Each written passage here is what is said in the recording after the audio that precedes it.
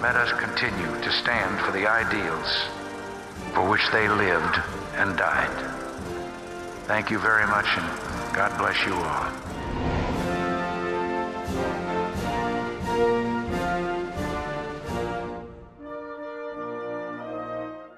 Hello and welcome to Justice for Veterans. I'm the host, David Standridge.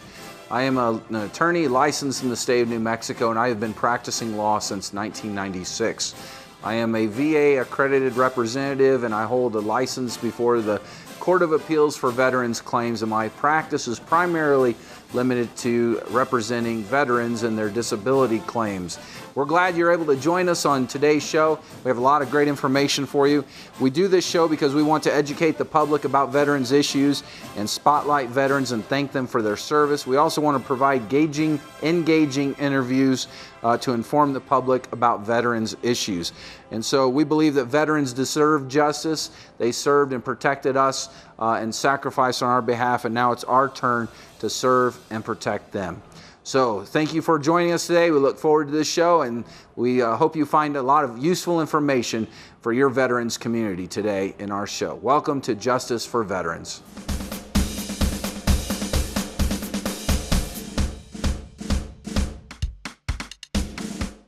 In this portion of our show, we like to address issues that impact upon veterans' disability claims. And this week I want to address a question that I'm seeing frequently arising in my practice. And my practice is primarily limited to helping veterans in their disability claims before the VA. And as I've mentioned earlier in the program, I'm a VA accredited representative. I've handled cases before the Board of the BVA, the Board of Veterans Appeals, and I've also handled claims before the Court of Appeals for Veterans Claims. And along that line in handling these cases, I oftentimes am asked, well, why can't I get an attorney when I'm first filing? And right now the law prohibits attorneys from representing claimants, representing veterans, until they've been denied. So that's why you'll oftentimes see vets go and they go to service organizations. And service organizations have their place. However, service organizations are oftentimes limited. They're not legally trained. In law school and throughout my practice, we're taught, we have the experience of trying to show what causation is. And that's really the crux of a lot of VA disability claims. And so while service organizations serve their part, the tough cases are usually the cases that come to me, because that's when they get denied before the regional office, and then they can hire an attorney under federal law.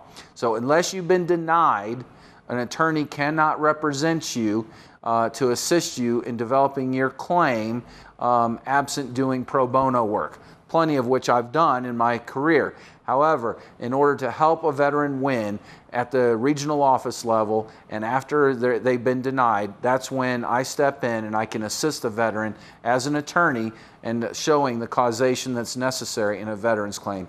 If you have a question, email us at info@justicelegalgroup.com.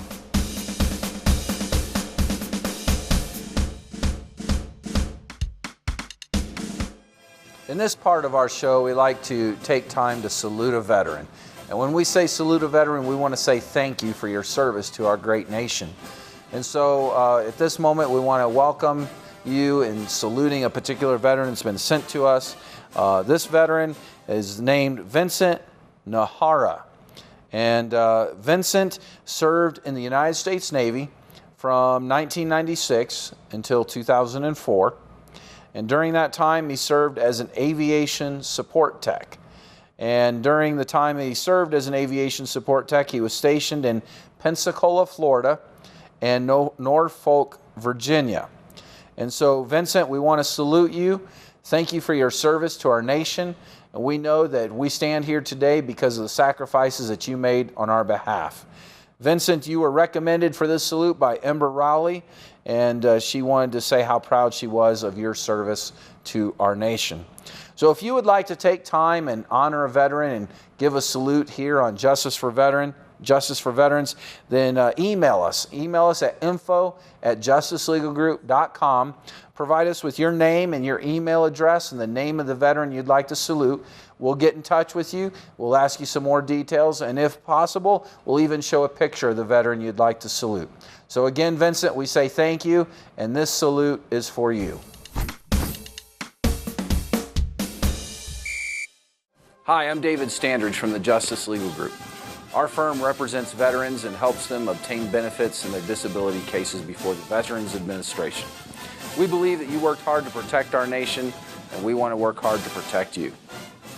Welcome back to Justice for Veterans, and we're excited to have our next guest on today, and thank you for joining us. I think you're going to find the information that we're getting ready to share with you to be very helpful and insightful. And I might say that before I introduce our special guest today, that on this program, we want to reach out to the veterans community.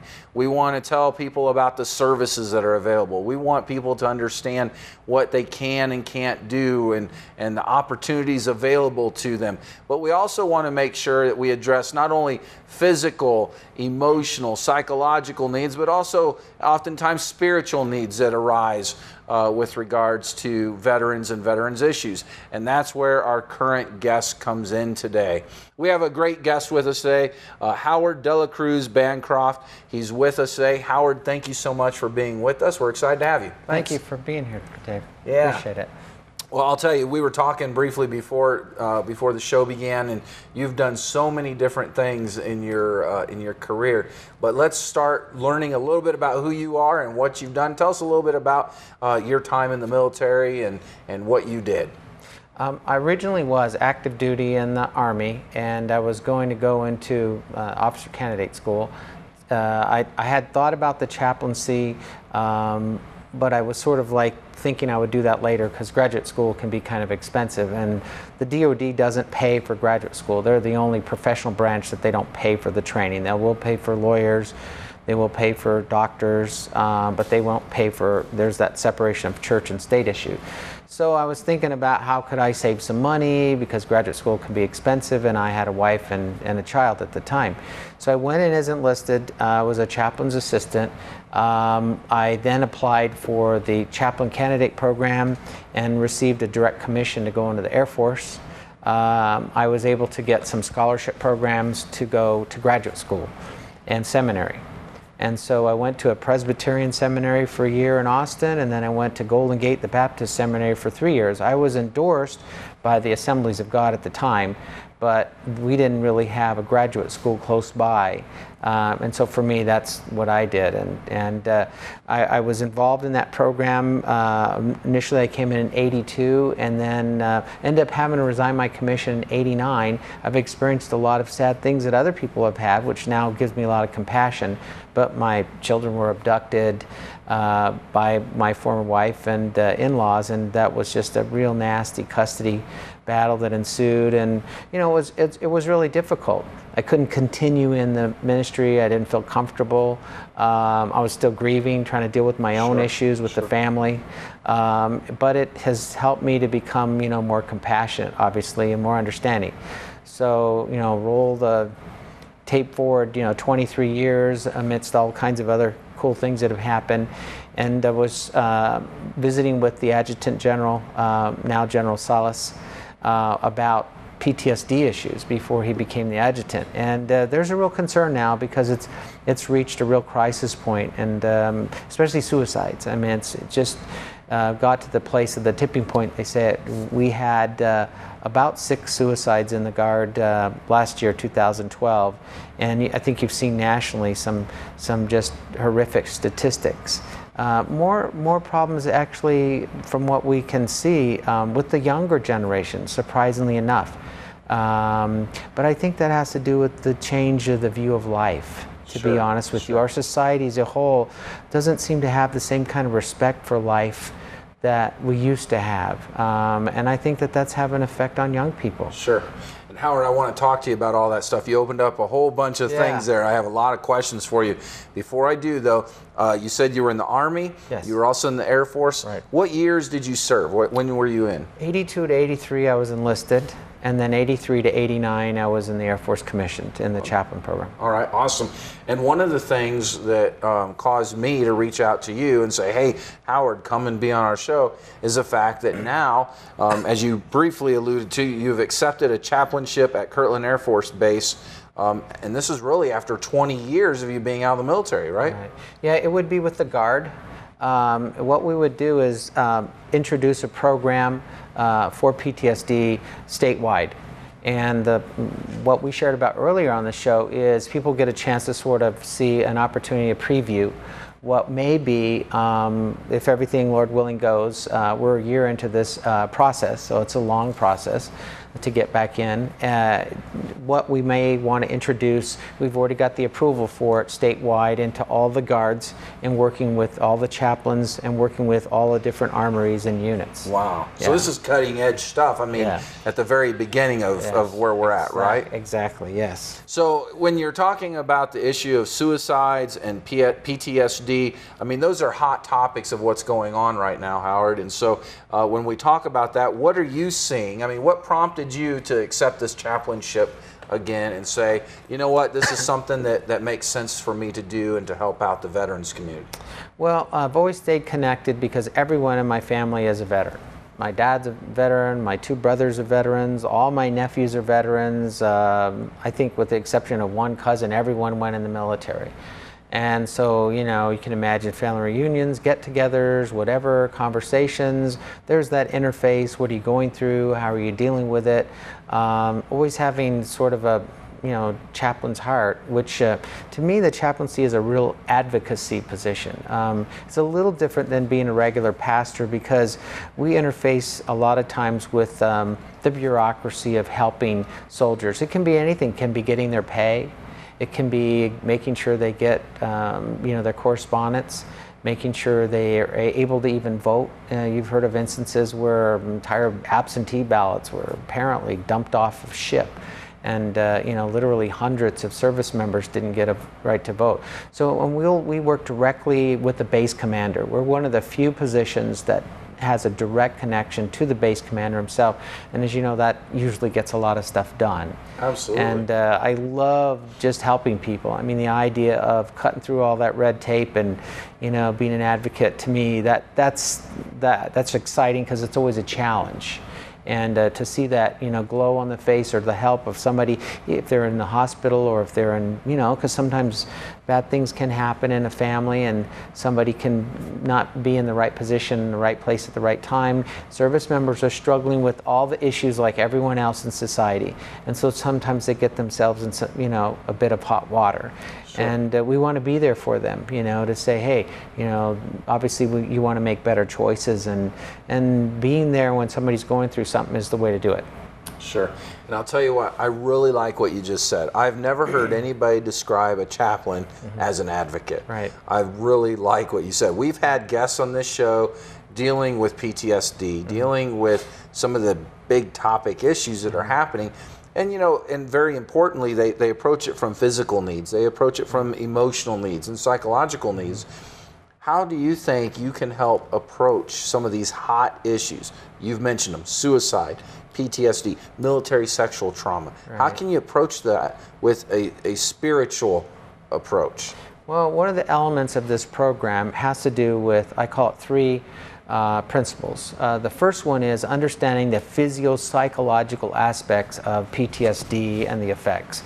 Of course, PTSD is post-traumatic stress disorder.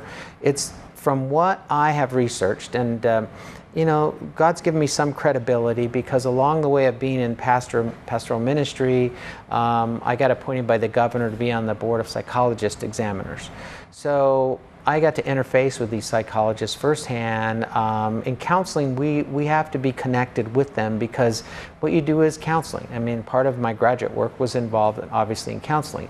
But as that member on the board, I got to interface with these guys, and I get to see a lot of research. And one of the most compelling research projects that has been confirmed time and time again is the effect of the amygdala. It's two glands deep in the center of your brain, kind of near your pituitary gland. And what it does is it activates the adrenals, you know, the fight or flight syndrome. And what has happened, they've been able to study in real time with an MRI how when people under certain conditions over a period of their life have learned circumventing the frontal lobe and the reasoning part of their brain when they become angry. They literally don't think. They're not thinking rationally. And you can see the effects of that primarily on people. The DNA research has indicated there's something called a warrior gene. There's actually a genome marker that they have identified that is able to pinpoint people who are more likely to move directly from a fear response into an action response. Policemen, soldiers, anybody who's in a paramedics, first responders, anybody who doesn't recoil from fear and goes into action immediately, they are actually able to see that those people have a genome marker called the warrior gene. It's really fascinating. But the dangerous part of that is that you can actually learn something without activating the frontal lobe part when you're in an angry or fearful situation. So, for example, to give you a good example everybody can see and relate to, there have been instances where law enforcement can chase a guy down. And let's say the guy almost runs over one of their, fellow officers. And then some not very good stuff happens when they capture the guy.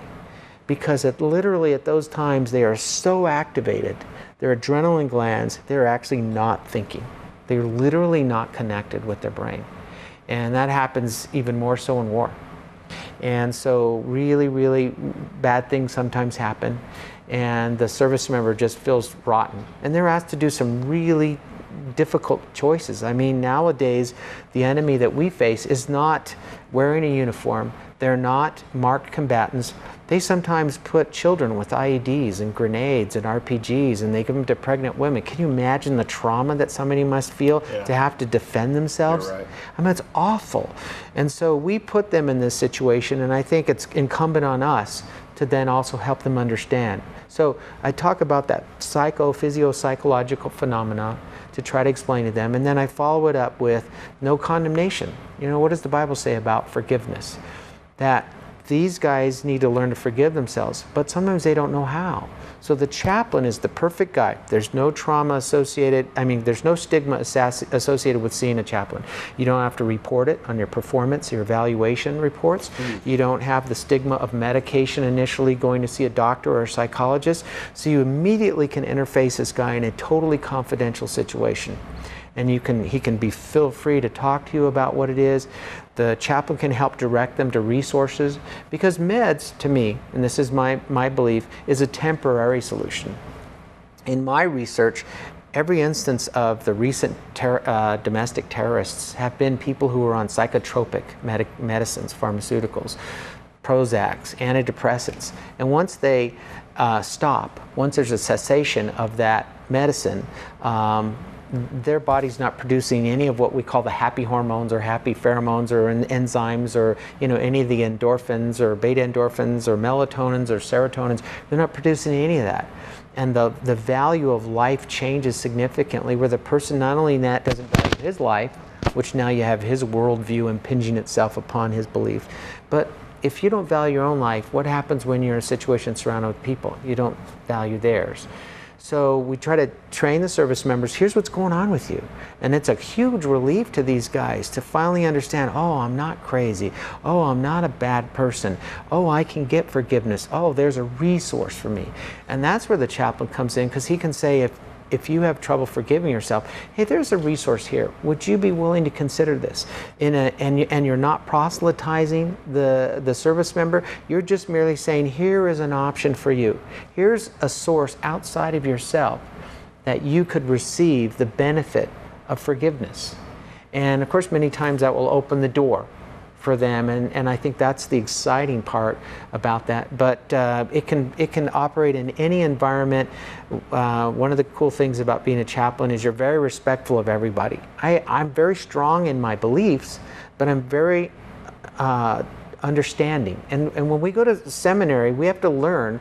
Part of what a chaplain does is you have to not only understand what your faith is, but you have to learn other people's faith. because you have to know what would be offensive to them and what would be not. And how do you present what you believe in a way that isn't offensive? Right now is a real touchy time in our history with how we present what we believe, those of us who are evangelicals. And we can be misunderstood. But if we're careful how we say it, we don't have to sugarcoat the truth at all, but we just have to be sensitive to the other person. So we can interface, we can connect with a service member, we can give them that physio-psychological understanding, we can give it an option, and then finally the last thing we do is we go to the service member's family and we say, here is that same issue, and you are going to spend more time with your family than you are with a counselor or anyone else. Therefore, it's incumbent on us to help the family members understand that phenomenon. Because when they come home from conflict, I can tell you, the guys, they're dealing with some issues, and unless you know how to interface or connect with them, it's difficult to listen and to be compassionate and understanding. And that's what we try to do, is we teach these family members. Many times, and I'll share this with people, if you have a service member and he's been overseas, they take a lot. We live in a digital age. These guys have pictures of all kinds of stuff. Well, they normally put them away, but when they start feeling bad, when this stuff starts surfacing, it's kind of like their way of trying to deal with it. Well, they start pulling out the pictures. Well, nobody really wants to see those. I'm just telling you, they're macabre. Is that the word for saying it? They're ghoulish in some instances. And the family members say, "Oh no, hey, put that away," not realizing that now he's wanting to deal with it. Now is the time that he's trying to resolve what happened in his physical body with the logical part of his brain. Do you see the difficulty? There are things that happened when they were disconnected. And now he's thinking about it. Now he's resolving it. And there's the crucial time, and the family member has to know, wait a minute, he is ready to deal with it. And the other thing is that at times when he says, hey, I feel like I'm a bad person, I'm not worth anything. It does take a little bit of understanding to listen to someone and to just give feedback without trying to discount what they say. Wow, you're feeling really bad. You are really feeling like you're not worth anything. Oh, man, that must be awful. You're not saying, oh, no, you're a good guy. No, you're okay. Hey, put that away. You're great. And then what you're doing is you just suppress that process. And when you suppress it and it finally comes up, some tragic things really happen, because then the person has no coping skills at that point. The full force and effect of everything they've done hits them, and it's just overwhelming. And sometimes suicide's the result. And I'll tell you, Howard, this is fascinating. The model you're describing to us is fascinating. I deal with a lot of vets that they're dealing with their disability claims, and I think exactly the model you just described is what a lot of them need. So in terms of you getting back in and serving as a chaplain, this model you just described, is this what you're talking about that they're looking to implement now in the Guard?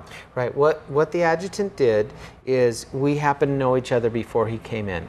And I shared with him this principle, and he was like, wow, I really, when God willing, I get appointed by the governor, I would like to visit with you again on this issue. So we did. He said, would you be willing to present it to my cadre? And that's the staff officers and everyone in command and leadership in the National Guard in New Mexico. And I did. I presented it.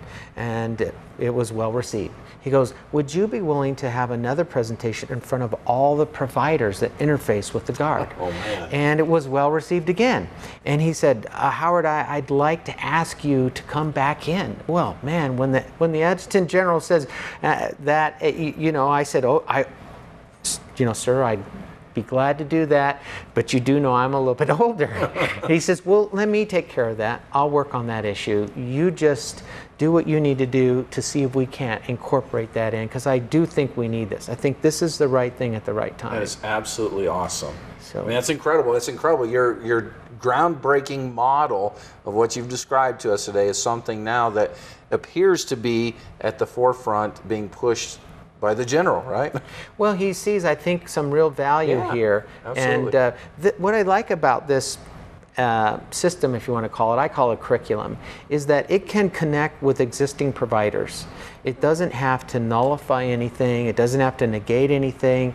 It can function in parallel with even what they call alternative therapies. People who do working with dogs, animals have been a great help to people. Anything that can be of assistance, you can incorporate this into that process. And I think that's another reason why the general saw that and said, hey, this is not going to require anybody to have to lose their job or have to get out of the way, or we're just going to connect it with this and bring that kind of understanding into it. So that's great. And Howard, we're running out of time, but I didn't even get to mention the fact of what you do in our state legislature. Can you take 30 seconds and tell our viewers what you do? I wish I could have spent more time talking to you about that as well. Well, I work with the State Representative Thomas Anderson on the west side in District 29. He is one of the largest advocates for veterans in New Mexico. He's a former naval officer, nuclear weapons officer, and him and I were in the State Guard together, which is a little different than the National Guard. Some people might know about it, might not, but he was a brigadier. He was a commander of the brigade here. He's retired from the Navy and from also the State Guard service, and he serves in the legislature, and I'm his assistant, and I also run his campaign, and I help him during the interim, when they're not in session, and then I also have worked with David Chavez, the former state representative in Los Lunas, and currently last session with Representative James White on the east side. So, and we're the guys that do all the research, to be honest with you, and we filter through all this stuff. We call congressmen, senators, cabinet members, directors, all of the state, because when they're in session, they got to have that information immediately available, and it's a great opportunity to once again be an advocate. So you're a busy man. Real quick, give us a phone number if veterans who are listening, they want to get in touch with you. Give us a phone number how they can get in touch with you. Sure, I've got an office number. It's 505-489-5403. 505 area code, because it's around here, 489-5403. Howard. And they can reach out to you, of course, as well. Sure, absolutely. And Howard, thank you so much. We really appreciate you being on today. The amount of time we had did not do justice for what you're trying to do for our veterans and bring justice for our veterans. Yeah. So thank you very much. Well, thank you. Appreciate it. So we want to thank our guest again, Howard Dela Cruz Bancroft. We appreciate him being with us today. We gained a lot of information, stuff that we didn't know, but there's more than just the emotional and psychological. There's also the spiritual aspect. We thank Howard for being a forefront leader for our veterans community in that regard. So if you'd like to appear on Justice for Veterans, email us, or if you have questions for Howard and want to get in touch with us, contact us, info@justicelegalgroup.com. And thank you again for joining us today. And as we say goodbye, we want to say thank you to all the men and women who have bravely served our nation. We know that we couldn't be here doing this, but for the sacrifice that you gave on our behalf. So thank you very much. And God bless you, and God bless the United States of America.